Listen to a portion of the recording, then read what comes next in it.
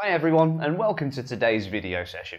My name is Thomas, and I'm one of the IELTS teachers here at LangGo Learning System. These online video sessions are designed to help you improve a certain aspect of one of the 4 key competencies for your IELTS exam.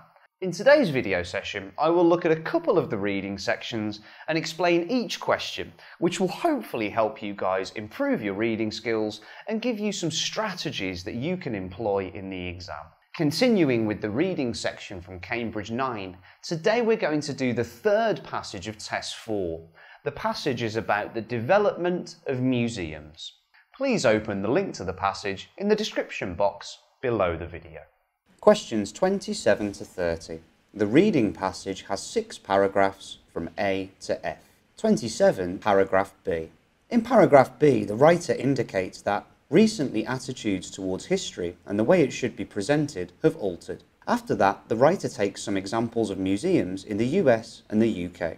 Then he provides some good examples of changes to museums in the UK and the US. Such developments have been criticised as an intolerable vulgarisation, but the success of many historical theme parks and similar locations suggests that the majority of the public does not share this opinion. The word attitudes at the beginning has the same meaning as views in the heading. So the heading which matches this paragraph is mixed views on current changes to museums.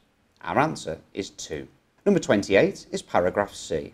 In this paragraph, the writer highlights that in a related development, the sharp distinction between museum and heritage sites on the one hand and theme parks on the other is gradually evaporating.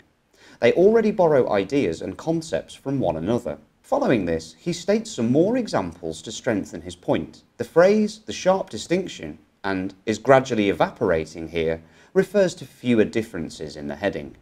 So the right heading for this paragraph is fewer differences between public attractions. Our answer is 6.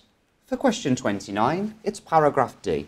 In this paragraph, the writer indicates that museums and heritage are operating in a very competitive environment. As a result, experts on museums and heritages are under pressure because museum and heritage experts do not have to invent stories and recreate historical environments to attract their visitors. However, exhibits must be both based on artifacts and facts as we know them, attractively presented. Those who are professionally engaged in the art of interpreting history are thus in a difficult position, as they must steer a narrow course between the demands of evidence and attractiveness, especially given the increasing need in the heritage industry for income-generating activities. The heading I would choose for this paragraph would be commercial pressures on the people in charge. Our answer would be number 1. In question 30, the answer is paragraph E. In this paragraph, the writer says that in order to make everything in heritage more real, historical accuracy must be increasingly altered. Then, coming to the end of the paragraph, he emphasises that if they did not provide the interpretation, visitors would do it for themselves, based on their own ideas, misconceptions, and prejudices. And no matter how exciting the results, it would contain a lot more bias than the presentations provided by experts. This means that interpretation must be given to avoid visitors' bias. So our answer here is number 3. Questions 31 to 36 are multiple choice. You must choose the correct letter of A, B, C or D. Question 31. Compared with today's museums, those of the past, our keywords here are museums, past and compared. In the first paragraph, the writer states that museums used to look, and some still do, much like storage rooms of objects packed together in showcases, good for scholars who want to study the subtle differences in design, but not for the ordinary visitor, to whom it all looked alike. That can be comprehended as initially museums were not designed for the public, and this has the same meaning as the ordinary visitor. The answer I would choose here is B. For question 32, according to the writer, current trends in the heritage industry, our keywords here, current trends and heritage industry.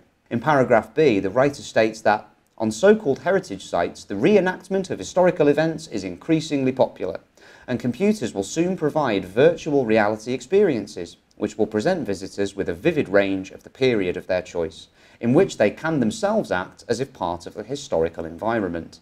So this means that current trends in the heritage industry emphasise personal involvement. The answer I would choose here is A. For question 33, the writer says that museums, heritage sites and theme parks, our keywords here are museums, heritage sites and theme parks. In paragraph C, the writer states that, in a related development, the sharp distinction between museum and heritage sites on the one hand and theme parks on the other is gradually evaporating.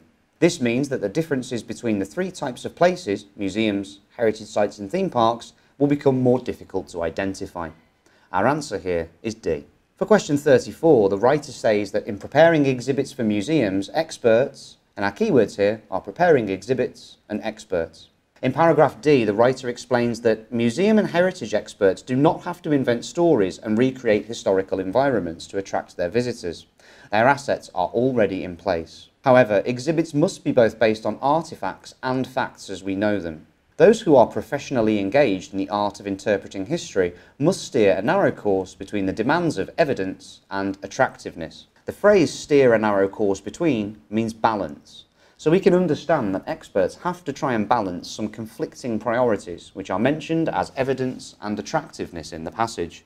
Our answer here is D. For question 35, in paragraph E, the writer suggests that some museum exhibits, our keywords here are museum exhibits. In paragraph E, the writer recommends that such presentations tell us more about contemporary perceptions of the world than about our ancestors. It can tell us that the museum exhibits unveil more about present beliefs than about the past. Keywords here: reveal and tell, present beliefs and contemporary perceptions, the past and our ancestors. The answer here is C. Question 36. The passage ends by noting that our view of history is biased because, our keywords here are view of history and biased. In the last paragraph, the writer states that human bias is inevitable, but another source of bias in the representation of history has to do with the transitory nature of the materials themselves. The simple fact that not everything from history survives the historical process. Castles, palaces and cathedrals have a longer lifespan than the dwellings of ordinary people. It means that people assume that only very durable objects still remain from the past. So our answer here is B. For questions 37 to 40, you must answer whether the following statements agree with the information given in reading passage 3. Question 37. Consumers prefer theme parks which avoid serious issues. Keywords: prefer, theme parks, avoid serious issues. In paragraph D, the writer mentions that theme parks are undergoing other changes too, as they try to present more serious social and cultural issues and move away from fantasy. This development is in response to market forces, so the statement is incorrect. Our answer is false. 38. More people visit museums than theme parks. Our keywords here: museums and theme parks. In the passage, this information is not mentioned by the writer. In paragraph D, the speaker only tells us that theme parks, museums and heritage sites are operating in a competitive environment, where visitors make choices on how and where to spend their time. They don't talk about the amount of visitors, so the statement is not given. Our answer is not given. Question 39. The boundaries of Leyden have changed little since the 17th century. Keywords: boundaries, Leyden and changed little. In the last paragraph, the writer indicates that in a town like Leyden in Holland, in the 17th century was occupied by approximately the same number of inhabitants as today. People lived within the walled town, an area more than 5 times smaller than modern Leyden. The statement here is false. Our answer is false. Number 40. Museums can give a false impression of how life used to be. Our keywords are museum and false impression. In the last paragraph, it's mentioned that the evidence in museums indicates that life was so much better in the past. This notion is induced by the bias in its representation in museums and heritage centres. So the statement is true. We answer true. I really hope you found this session helpful in preparing you for your IELTS exam. If you'd like to sign up for IELTS courses here at LangGo, please click on the link below. Our IELTS courses are designed to cater to your individual needs and to provide you with personalised learning pathways. Please remember to like and subscribe, and don't forget to hit that bell button to get notifications of my latest video uploads. Once again, I've been Thomas at LangGo Learning System, and I would really like to see you for the next video session. Take care, be safe, and goodbye.